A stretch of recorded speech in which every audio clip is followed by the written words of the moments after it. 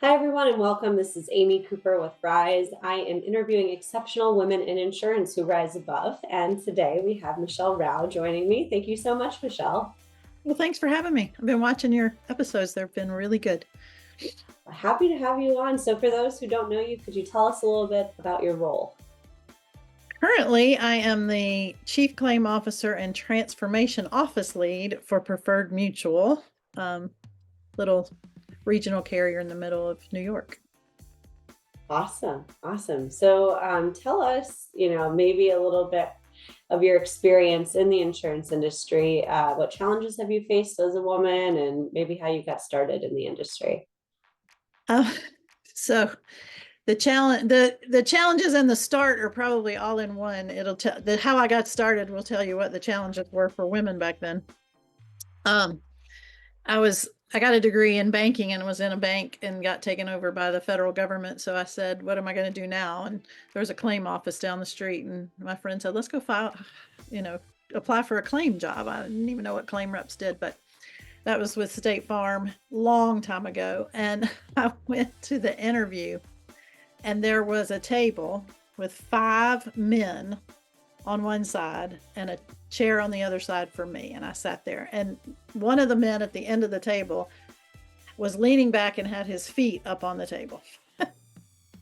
And so they're asking their questions, and it gets to him, and he takes his feet off the table and he leans in and he says, "Little lady," which, if you said that to somebody today, there would be all kinds of, oh no, you can't say that. But he didn't think anything of it. "Little lady, tell me what you know about a car." And I just laughed and said, "I know where to put the key and I know where to put the gas and I can learn anything." And he just howled laughing. But that was the typical, those were the leaders in insurance back then. And I went to work in that environment. And then as I went through leadership, I was always the only female that was in the leadership groups. And, you just have to kind of get a thick skin and learn how to joke with the boys and not be offended. That was much before the harassment thing where you could make a complaint about the way somebody talked. That was just the way it was. And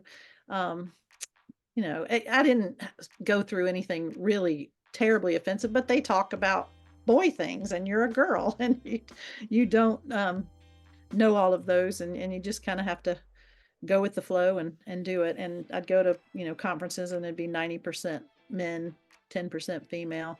And it is really nice to see that kind of turning over. But still, I mean, there's not a lot of female chief claim officers out there. So we're still kind of fighting to even out, but it's an easier world now, I think. Yeah, well, and you have been successful in making it through that world. So tell us a little bit about maybe how you're keeping work-life balance. How do you maintain? Um, well, you laugh and I laugh because we know it's hard, right? Um, I've not always been good at it. I have big girls that were little when I was going through the really becoming a leader and all that stuff. And I was gone a lot. I missed a lot of recitals. I missed a lot of, school plays, and I always felt really guilty. I have learned now I have a younger son, and I've learned now that I can't be at everything, but I can prioritize certain things. So figure out what are the important things that you need to be present for. And when you're present, be present. So my husband does a good job of reminding me this and teaching it to me. Disconnect and pay attention to where you are and being in the moment with your family, and all the other stuff will wait. I have learned that, the building's not going to burn down if I'm not around. So things can wait till tomorrow, right? Yeah, I think figuring out your priorities and having sort of like non-negotiables is definitely very helpful. Right. So if you were going to name a superpower, what do you think your superpower is? Um, I think I'm really good at building teams. So really like to go out there and surround myself with people who are very smart and engaging and, you know, are as passionate about it as I am, and giving them the freedom to do what they do, and finding ways to really accommodate their superpowers. I think people talk of, there's a lot of people who roll their eyes at the superpower when you say that.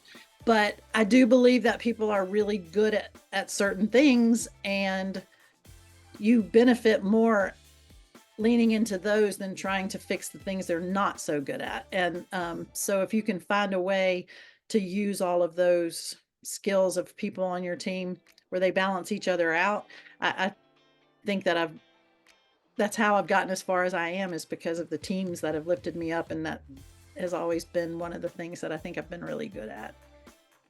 It's a great superpower to have, being able to identify other people's strengths and surround yourself with that and building teams on that. That's amazing. So, you and I have met each other through conferences and things like that. Can you tell us a little bit about what role networking's played in your career, and if you have any tips for me, for us? I'm really an introvert at heart, so getting out there and putting myself into that environment is difficult, but I've really figured out early on that it's important to get to know people who do what you do, so that you can have a network of folks that if you're facing some problem, or you need, you're trying to figure out what vendor you want to use for something, or you have these people to reach out to say, what have you done in this situation? What would you do? That we can't all do it ourselves, right? And to have that network of people is super important. So I think that and I had to just make myself step outside my comfort zone and just do it. And I tell all of my young leaders that work for me now, go to conferences, and I don't really care about the content of the conference. That's just an extra.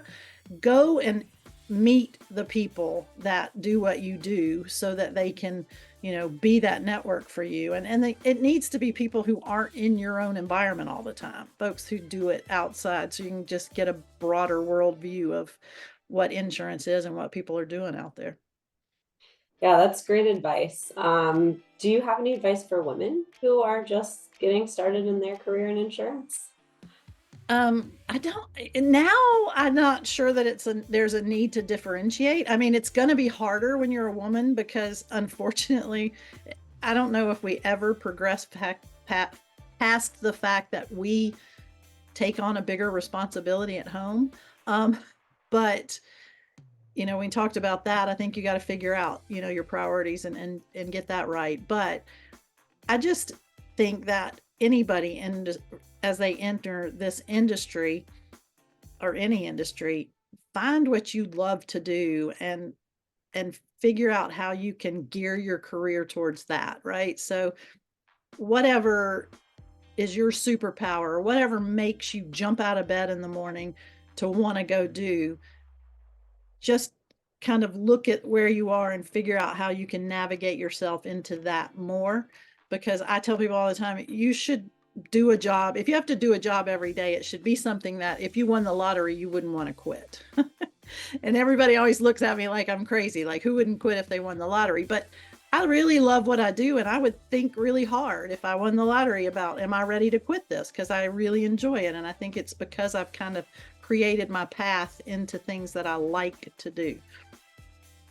Yeah, and if you're still trying to figure out what you love to do, like shameless plug, like come join Rise, come talk to us about different career paths. There are so many roles in insurance. Oh, it's amazing how much.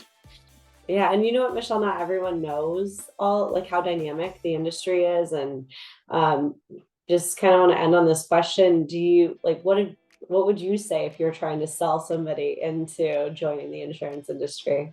I think you've heard me say this several times, and I say it all the time. We are terrible at telling our own story. We let other people define the insurance space, and they create this negative aura about us. But it is an amazing place to be from so many aspects. The stability of it, everything in this world is insured. I mean, I tell people all the time, anything you see on the news tonight is going to be on a claim rep's desk tomorrow. So we wouldn't be able to function. Who'd be able to own a home, a car, a business, or anything if we didn't have insurance? So it's a super important industry. And there is so much to do inside of it. You can find the things that you like to do in it. It's not a narrow field, it's very broad. There's, if you like to sell, if you like to do marketing, if you like to do IT or data analytics, math and actuary, it's just, there's so much in the insurance space that I don't think people ever think about. I mean, and we, it's because we don't get out there and promote it like we should. And I think if people realized the broadness and how well we serve the communities we work in, that they'd be much more interested. Well, thank you so much, Michelle. I appreciate you sharing some of your wisdom, some great nuggets in there, and thanks for being on today. Always welcome, Amy. And for everyone else watching, follow Rise Professionals for more exceptional women in insurance.